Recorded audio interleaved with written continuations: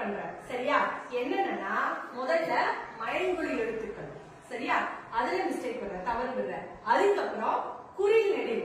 குறில் நெடில வந்து தொலைக்கால் போட்டு எழுதுறேன் இல்லையா, அதுல வந்து பிழை பண்றேன். அதுக்கப்புறம் இன்னொன்னு பாத்தீங்கன்னா ஒற்றை கொம்பு இரட்டை கொம்பு.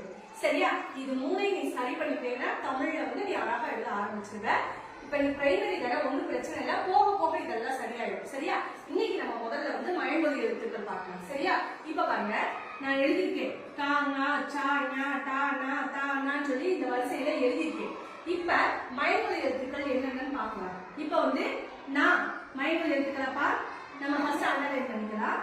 இந்த நா, அதுக்கப்புறம் ரா லா ரா ரா ரா.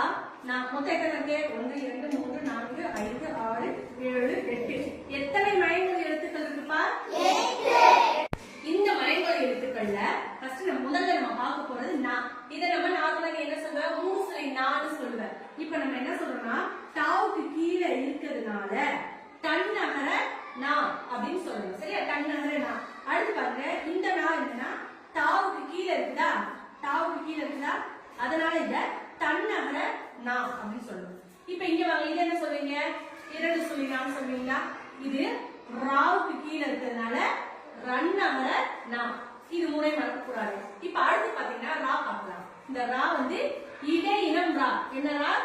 இடையினம் ரா. சத்தமா சொல்லலாம்.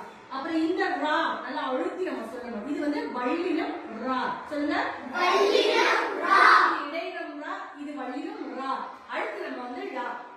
இந்த லா லா ஏற்கனவே வந்து தனித்தனியா சொல்லி கொடுத்துருக்கேன் எங்க உச்சரிக்கணும்னு. இந்த லா பாத்தீங்கன்னா மேல் நோக்கிய லகரம், மேல் நோக்கிய லகரம்.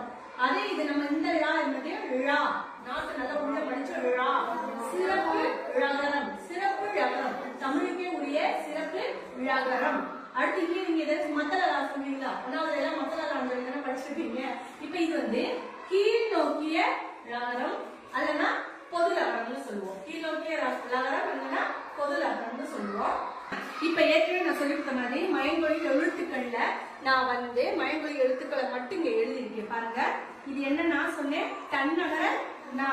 இது தன்னகர நா. இது என்ன சொன்னேன்? ரன்னகர நா. இது இடையின ரகரம். இது வல்லின ரகரம். கொஞ்சம் அழுத்தமா சொல்லணும்.